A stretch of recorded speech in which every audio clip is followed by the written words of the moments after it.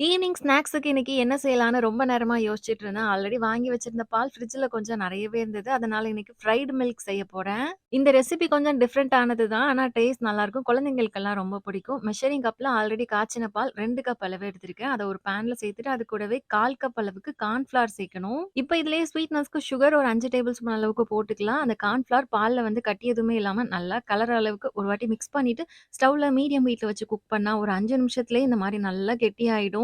இப்ப இத ஆல்ரெடி ஒரு எண்ணெய் தடவன பாத்திரத்துல மாத்தி வச்சுலாம் 20 மினிட்ஸ்ல சூப்பரா ஜெல்லி கன்சிஸ்டன்சிக்கு செட் ஆகி வந்துரும். அப்புறமா பீஸ் போட்டுக்கணும். இனிமே நம்ம இந்த ஜெல்லிய ஃப்ரை பண்ணணும். அதுக்கு கோட்டிங்க்கு எக் தேவைப்படும். ஒரு எக் நல்லா பீட் பண்ணி வச்சிருக்கேன். அப்புறமா கொஞ்சம் பிரெட் கிரம்ஸ் எடுத்திருக்கேன். ஃபர்ஸ்ட் அந்த ஜெல்லிய எக்ல ஒரு வாட்டி டிப் பண்ணி, அதுக்கப்புறமா பிரெட் கிரம்ஸ்ல நல்லா கோட் பண்ணி ஒரு பிளேட்ல எடுத்து வச்சிரலாம். இப்போ ஒரு பாத்திரத்தில எண்ணெய் ஃப்ரை பண்றதுக்காக வச்சிருக்கேன். எண்ணெய் கொஞ்சம் நல்லா சூடானதுக்கு அப்புறமா 2 சைடும் ஒரு நிமிஷம் ஃப்ரை பண்ணாலே போதும். சூப்பரா ஃப்ரைடு மில்க் ரெடி ஆயிடும். இதோட அவுட்டர் லேயர் நல்லா கிரிஸ்பியா இருக்கும். ஆனா உள்ள வந்து மில்க் டேஸ்ட்டோட சாஃப்ட்டா ஜெல்லி மாதிரி இருக்கும். குழந்தைங்களுக்கெல்லாம் ரொம்ப பிடிக்கும். நீங்க கண்டிப்பா செஞ்சு பாருங்க.